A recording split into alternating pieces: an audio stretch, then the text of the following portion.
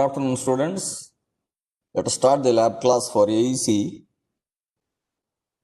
We had seen RC phase shift oscillators working in the previous lab session. There I had mentioned that the amplifier is going to introduce 180-degree phase shift and the feedback network is going to introduce another 180-degree phase shift, and because of which the feedback signal will be in phase with the initial signal at the input, and that is how it keeps on getting added up and amplified, and gradually the oscillator will start oscillating. We are going to study about oscillators in detail in the theory classes. Let me not go into all those details now, but I will just mention one point here before proceeding to today's experiment. There is a criteria called Barkhausen criteria. In that Barkhausen criteria, there are two parts there. One part is that the net phase shift across the loop has to be 360 degree, which means the phase shift network has to, the feedback network has to introduce 180 degree phase shift. That is one requirement. Other requirement is A beta must be equal to 1, where A is the gain of the amplifier and beta is the feedback ratio. We have been discussing this in the theory class also. A beta must be equal to 1, then the circuit will start oscillating. So why I am mentioning Barkhausen criteria here is that for today's experiment, we will try to understand today's circuitry with reference to Barkhausen criteria. So today's experiment is Hartley oscillator and Colpitt's oscillator. Both are like cousins, means with the same common emitter amplifier. In the last class, we had connected a phase shift network with the resistors and capacitors. Today, in this experiment, instead of resistors and capacitors, we can directly use inductors and capacitors. As we have seen, in the RC phase shift network, the R and C is going to introduce 90-degree phase shift maximum, and we utilize it in 3 stages so as to get 60 degree each. Otherwise, if it is accurately producing 90 degree, we can have only 2 networks there. But to be on the safer side, we connected 3 RC networks. It is possible to connect 4 RC network also to get 180 degree. That means each network has to produce 45 degree phase shift. That is also possible in case of RC phase shift oscillator. But with the LC oscillators, it is possible to get 180 degree with the smaller network when compared to the previous lab experiment. So that is what is today's experiment, where we will connect inductors and capacitors together to obtain a 180 degree phase shift. And if we use 2 capacitors, then 1 inductor, then that is called Colpitt's oscillator. If we use 2 inductors and 1 capacitor, then it's called as Hartley oscillator. You can easily remember this. How do you remember Hartley oscillator? You should have 2 inductors and 1 capacitor. Can anybody tell me how do you remember? Now let us say I will draw a network here, phase shift network. Let us say I have an inductor, 1 more inductor, and 1 capacitor. When I use this as a phase shift network, this whole network is going to introduce 180 degree phase shift. Now this is corresponding to Hartley. On the other hand, let us say I have 2 capacitors like this.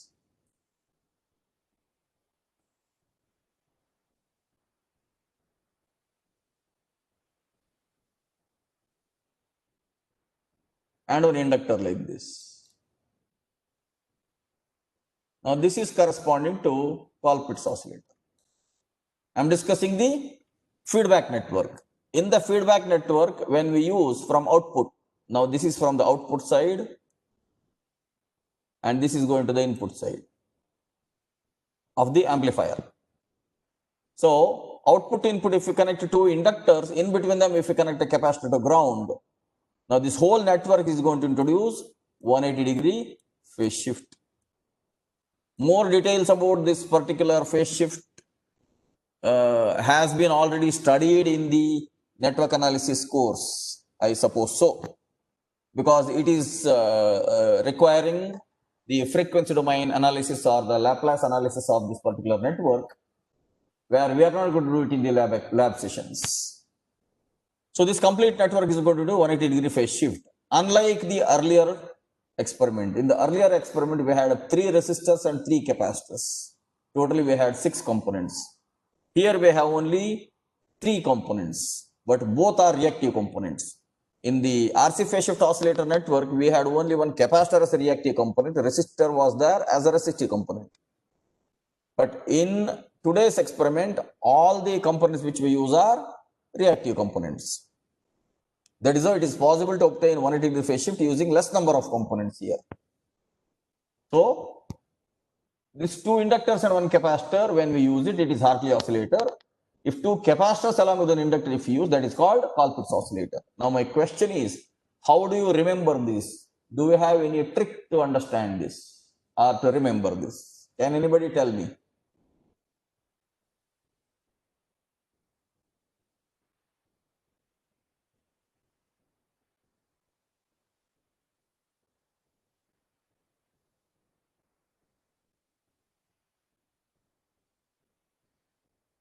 Can anybody tell me? I hope all of you are listening to me.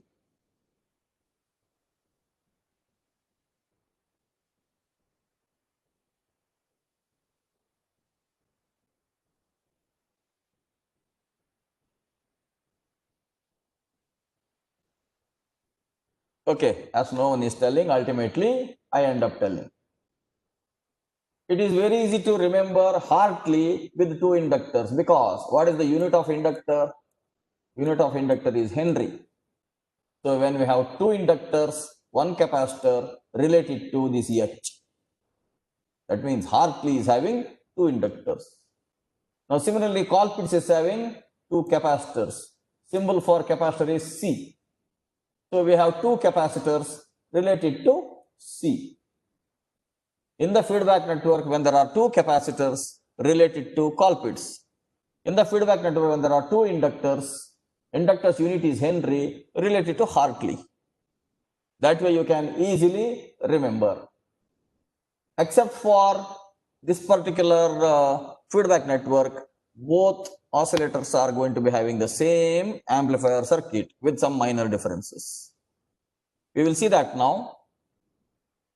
Now, in the Hartley oscillator, if the oscillator consists of 2 inductors and 1 capacitor in the feedback network, that is tank circuit, it is called as Hartley oscillator.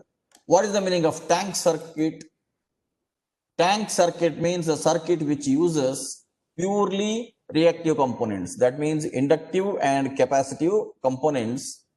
Now, whenever there are inductive and capacitive components together, there is something called resonance, where the circuit can have a minimum reactance at a particular frequency, or it can have a maximum reactance also at a particular frequency based on whether it is a series connection or a parallel connection. There can be parallel resonant circuits, series resonant circuits. Now, why it is called as tank? The reason is inductor is going to store magnetic energy, whereas capacitor is going to store electrostatic energy. Inductance is working on the electromagnetic principle, where capacitor is working on the electrostatic principle. So capacitor is going to store charges, whereas inductor is going to store the magnetic field. Around the inductor, there will be induction of the field. And as long as that magnetic field exists, it is storing energy that way. So in such case, whenever we have inductance and capacitance together, we call it as tank circuit, because they are the energy storage elements. So this combination of inductance and capacitance itself is called as tank circuit. Now in the tank circuit, if there are 2 inductors and 1 capacitor, as I have told you, inductors unit is Henry, so related to H. If there are two inductors, then it is a Hartley oscillator. So Hartley oscillator consists of a BJT common emitter amplifier with tank circuit, and the tank circuit used as a feedback network.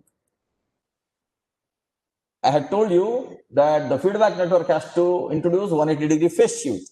In addition, this particular tank circuit is going to have its frequency response at a given frequency. Unlike the RC phase shift. In that RC phase shift, the formula we used was F equals 1 over 2 pi RC root 6 plus 4K, where we had all those complications of considering the resistance of the collector as well. Whereas in case of these two oscillators, as the feedback network is a tank circuit, means it is only inductances and capacitances, and both are reactive elements, both are going to resonate at a particular frequency. That means at a particular frequency, there can be minimum reactance offered by the tank circuit, due to which now there are no such complications as we had seen in the RC phase shift oscillator. So the formula is very simple here. Formula is F naught equals 1 over 2 pi root of L equivalent into C, where this L equivalent is L1 plus L2. I had shown you the diagram earlier where we had two inductances connected in series. So whenever inductances are connected in series, that is going to be addition.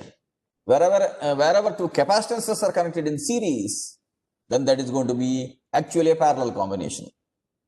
As far as resistors and inductors are concerned, whenever there is a series connection, we have to simply add. But wherever capacitors are concerned, we have to simply add when they are in parallel. Otherwise, when they are series, we have to go for the formula of 1 by C equivalent equals 1 by C1 plus 1 by C2.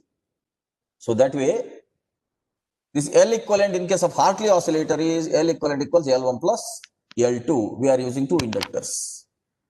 Now the common emitter amplifier provides a phase shift of 180 degree, and tank circuit provides a phase shift of another 180 degree, and this satisfies the oscillating condition of total phase shift of 360 degree. I had told you about Barkhausen criteria, where the net phase shift around the loop should be 360 degree, and one more condition is A into beta must be equal to 1. Anyway, we are not going to find out how A beta is going to be equivalent to 1, as long as the amplifier's gain and the feedback factor are matching with each other. Let us discuss it in detail only in the theory class, not in the lab class. Now let me show you the circuit diagram of Hartley oscillator. This is the circuit diagram of Hartley oscillator. You can see at the center, you have the regular common emitter amplifier circuit. This is the regular amplifier circuit. And its design is already being utilized in so many previous experiments also.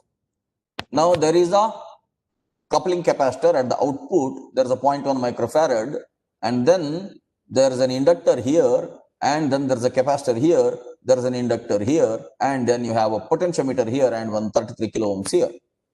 Now this particular network is the feedback network. I showed you 2L with 1C there.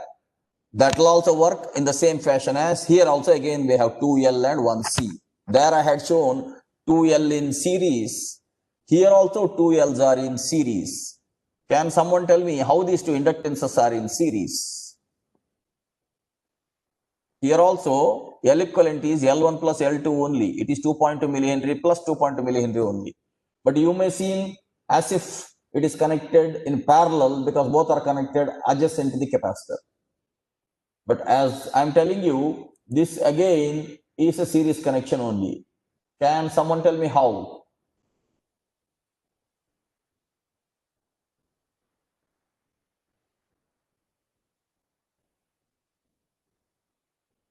Yeah, as such, no one tells, so I end up telling. Okay, now you can see this is connected to ground, and ground are connected, and this is connected like this. That way two inductors are in series only. Okay, when two inductors are in series, it is connected as L1 plus L2 only. Okay, that way two inductors are here and one capacitance is here in between. The formula is 1 over 2 pi root LC, where L equivalent is L1 plus L2. We can choose any one particular value. Let us say we choose L as 2 millihenry, then we know that L1 plus L2 is 4.4 millihenry. Accordingly, for a given design frequency, we can calculate the capacitance value. Or we can choose the capacitance value itself as 470 picofarad, and for a given frequency, we can calculate the value of inductance. That is, I will show you the design part now. Design part later on I will show you. Now my next question is, as this is an amplifier, is this C required is the question, because anyhow this is an oscillator. Amplifier along with the feedback path is an oscillator. So we can directly take away output here, or we can connect a capacitor here also later on. We can connect a capacitor like this so as to bypass AC and to block this DC, because you know that the transistor, when it is working in the quiescent conditions, here it will be around plus 5 volts. That 5 volts should not come here. We should get pure AC at the output. For that matter, we can connect a capacitor here. My question is this capacitor required here? Can anybody answer? Is this 0.1 microfarad required here? Why it is connected in series with the inductor here? Because that is not part of our formula. Part of our formula is this one, and this one, and this one. So why this 0.1 microfarad has to be connected here? Can anyone tell?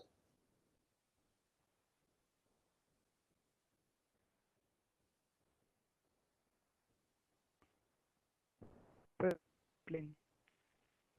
Yeah, coupling is for the output, right? So my question was, we could have connected the 0.1 microfarad here also, right? Wherever I am showing you, when we take the output, we can connect that. We can directly connect the inductor directly to the collector also.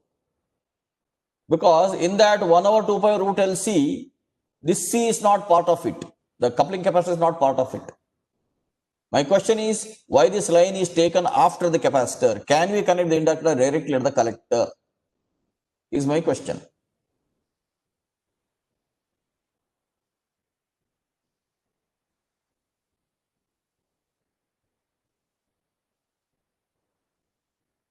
Because these points are not there in any textbooks. In the textbook, you will not see such circuit diagram.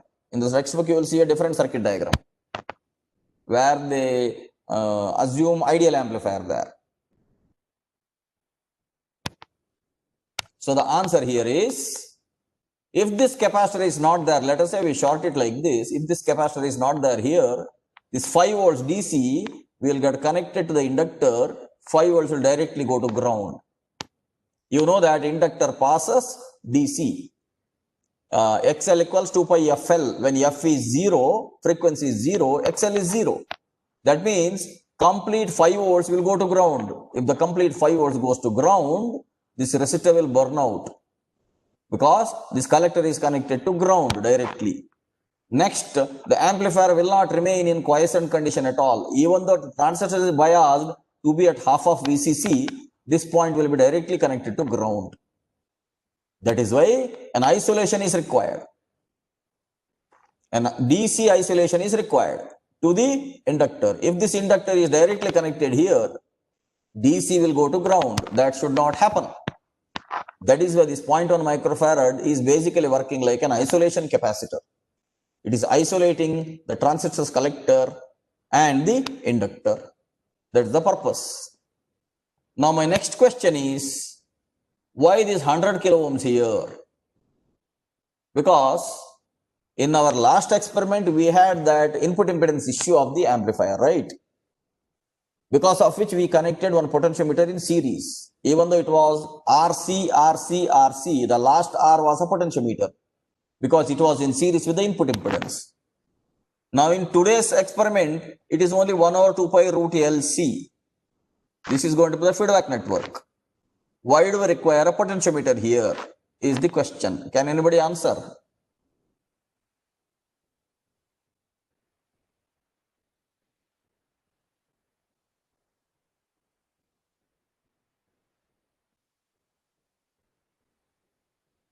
Answer is the same as my previous one. Why we needed this 0.1 microfarad? To isolate this DC from the inductor. Similarly, you can see we have one more inductor here. If this inductor is directly connected to the base, what is going to happen?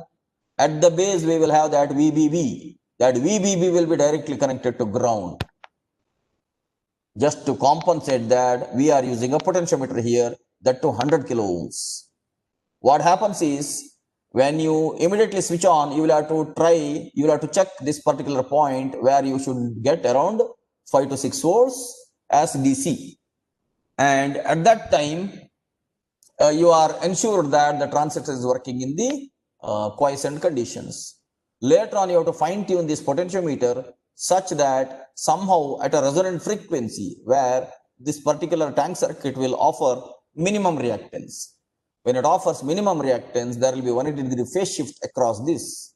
And that is how the circuit starts oscillating. So just to fine tune, we need a potentiometer here again. Now a question may come that we can connect one more capacitor here for isolation, right? We can, but the point is, if you connect a capacitor, again variation with respect to the resonance will be difficult for us. Potentiometer variation is very easy. In a resistance, varying the value is very easy. Whereas for capacitance, varying the value is not so easy. That is why we are using a potentiometer here. So you can see, when compared to the textbook circuit, you can see some additional components. Now this is an additional component. These two are additional components. In the textbook, you will see only an amplifier and the feedback network. But in the practical cases, we require other circuit elements so as to overcome the limitations which I had told you. So this is about Hartley oscillator. Now let me move on to the Colpitts oscillator.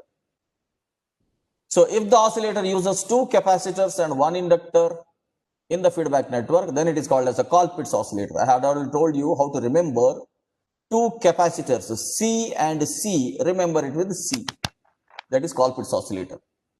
Now Colpitts oscillator consists of a BJT common emitter amplifier with again a tank circuit or a feedback network. The resistances R1, R2, RC and RE bias the BJT. The common emitter amplifier provides a phase shift of 180 degree and the tank circuit provides the additional 180 degree phase shift. Now the frequency of oscillations in the output wave are given as F naught equals 1 over 2 pi root L into C equivalent, where C equivalent is now C1 C2 divided by C1 plus C2, because here the capacitors are going to be in series instead of the inductors. Whenever the capacitors are going to be in series, we have to have a parallel formula as such, in contrast with the resistors. So that way, you can see the circuit diagram now. This is the circuit diagram of Colpitts oscillator.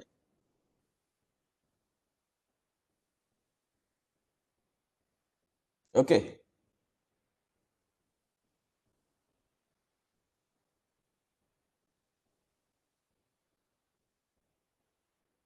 You can see the circuit now. You can see that the amplifier circuit is the same. Amplifier circuit is the same. Here also we have connected the coupling capacitor. In fact, here without the coupling capacitor also, even if you short it, the circuit will work. Why? Because here we have connected the other capacitor. So because we have connected other capacitor, this DC will not go to ground. Capacitor will block DC and it will pass AC.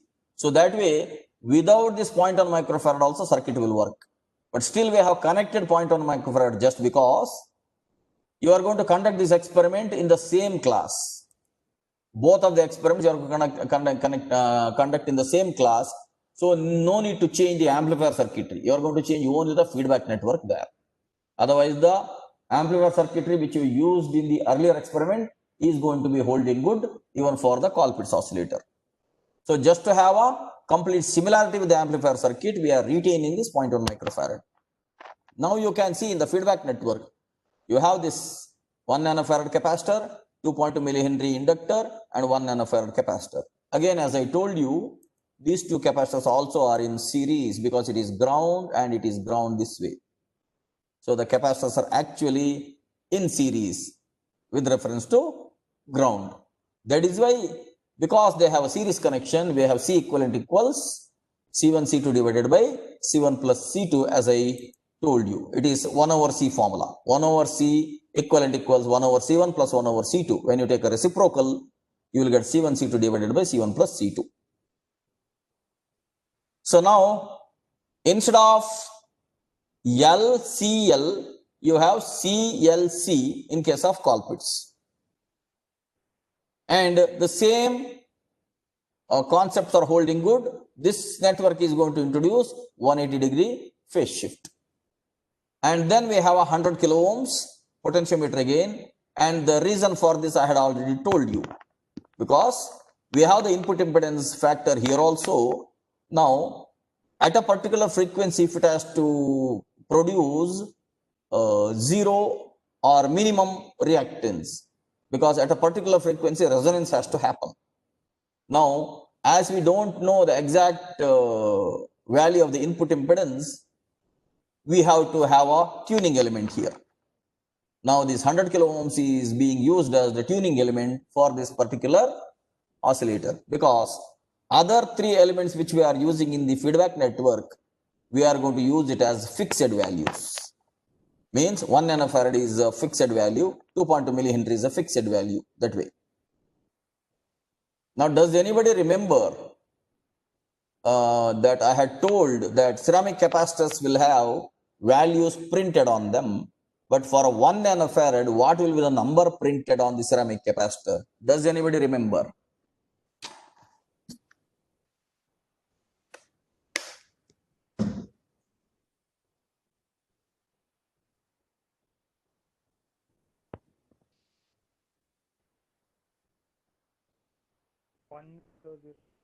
One.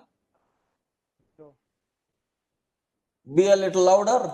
I am not unable to hear. One. Then 1 0 0. No. 1 0 0 means 1 0, later on no multipliers. So this is 10 picofarad. If at all you have 1 0 0, then it is called 10 picofarad. Now 1 nanofarad is basically 1000 picofarad, right? 1 nanofarad means it is 1000 picofarad. So 1000 picofarad means is 1 0 next to 2 zeros. Okay. So in the lab, when you come, you can see the ceramic capacitor will have the number printed as 102. That means 1 0, afterwards 2 zeros. That is 1000 picofarad. 1000 picofarad is 10 power 3 into 10 power minus 12 is 10 power minus 9. That is 1 nanofarad. So 1 nanofarad will have the number printed as 102. Fine. This way, we have this Colpitts oscillator. Again, this resistance is slightly different compared to the previous experiment. 330 kilo ohms is slightly different. That is because of again that LCL connections. And all these values we had to work out in the lab in a trial and error fashion. Then we had to fix these values. As I told you, in the textbooks you will find ideal oscillator circuits, whereas practically those ideal circuits will not work in the lab, as our amplifier circuits always will have a finite input impedance and finite output impedance also. Because of that, we had to do trial and error methodologies of adding additional components. Otherwise, in the textbook, you will not see this component, you will not see this component at all, and you will not see this component also. You will only see this component, and you will only see the amplifier circuit. But practicality is slightly different from reality, or reality is slightly different from ideality. That way, we have these corrective components which are used in the circuits. Now let me move on to the design. Design of Hartley oscillator. F naught equals 102 pi root LC. We should generally call it as FO, output frequency. So here L equals L1 plus L2. Selecting F4 to be 100 kilohertz for Hartley oscillator, and let us choose L1 equals L2 equals 2.2 millihenry. Now let us substitute it directly in this expression itself. This root C can be taken up and F0 can be brought down, then the whole thing can be squared. See, we have C inside square root. So root C has to be taken there. Now it becomes 1 over 2 pi root L into F0. Now that root C has to be whole squared. So the whole equation has to be squared here. That way you can see C equals 1 over 2 pi into 100 kilohertz was the design frequency into square root of 4.4 millihenry. That is 4.4 in 10 power minus 3. 2.2 plus 2.2 is 4.4. Whole squared, we get around 575 picofarad. Now 575 picofarad is not a standard value. The nearest standard value is 470 picofarad. So we are using 470 picofarad. If at all we use 470 picofarad, what is the difference we are going to get? We can again substitute that 470 picofarad in that formula, 1 over 2 pi root LC. We get around 110 kilohertz. So we will be getting 10 kilohertz more. Our design frequency was 100 kilohertz, and we will be actually getting 110 kilohertz when we use capacitance as 470 picofarad.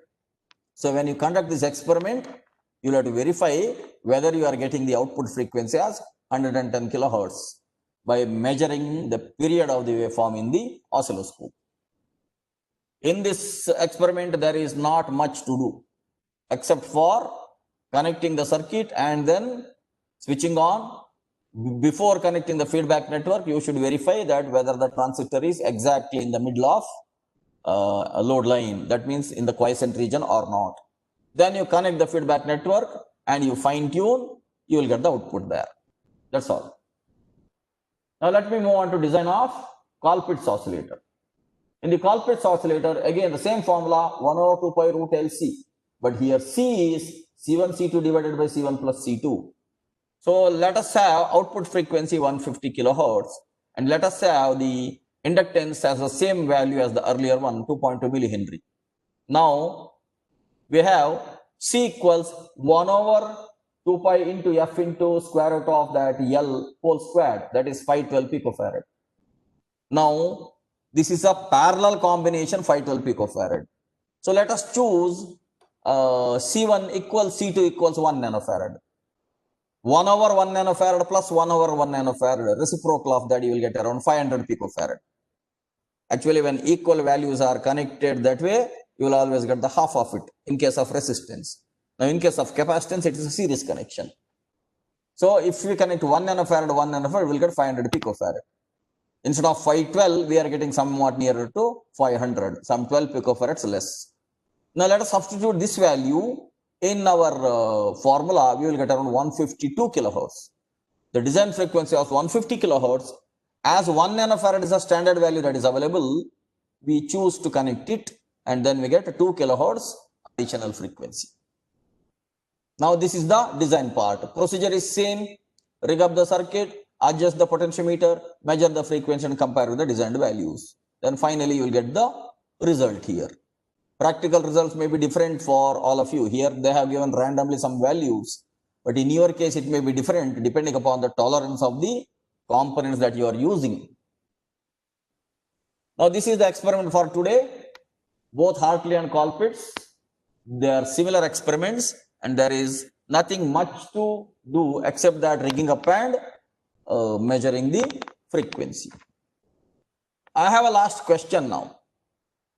Does anybody remember what was the design frequency in our RC phase shift oscillator? Does anybody remember?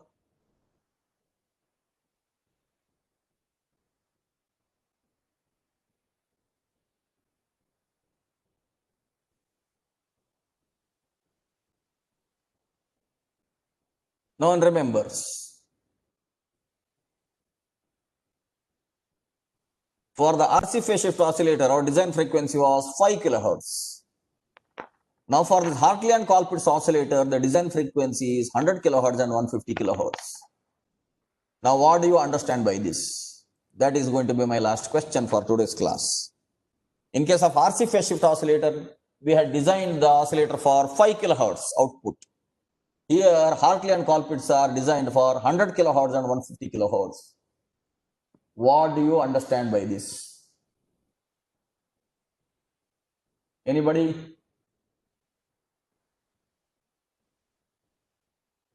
There are 18 students, out of which only Rohit is making an effort to respond.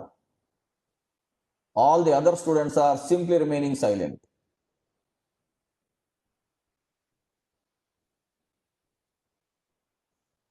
Any answer, students?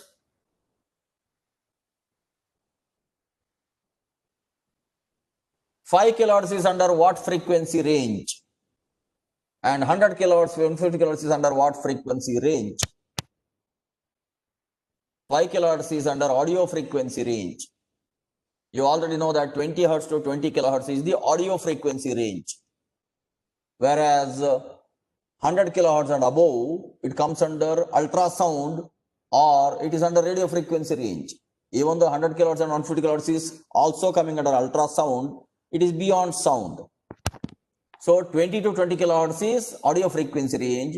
Above 20 kilohertz, let us say above 100 kilohertz, till almost 1 terahertz, it is radio frequency range. At the upper range, it is called as microwaves, which means RC phase shift oscillator can be used for audio frequency applications, whereas Hartley and Colpitts oscillators can be used for radio frequency applications. That is the idea here. Now, what are audio frequency applications? For example, there are many applications where we want beep sounds or siren sounds. All these are audio sounds. Now, all those siren sounds or beep sounds can be generated by using RC phase shift oscillator. Whereas for a radio frequency range, RC phase shift oscillator may not be suitable there. You can find out why by going through that formula of that oscillator itself. There is 1 over 2 pi RC root of 6 plus 4K. There are additional complications in RC phase shift oscillator. That is why in case of Hartley and Colpitts, these are resonant oscillators, means we have a tank circuit here. So we have this formula 1 over 2 pi root LC. We can choose respective L and C values for a radio frequency range. So Hartley and Colpitts oscillators can be used for radio frequency applications where we require a modulating frequency or a frequency which is inaudible, which is not heard by human beings. For such applications, we use Hartley and Colpitts oscillators. Okay, with this, I am coming to the end of today's experiment. If you have any questions, you can ask me, or else we will end the class.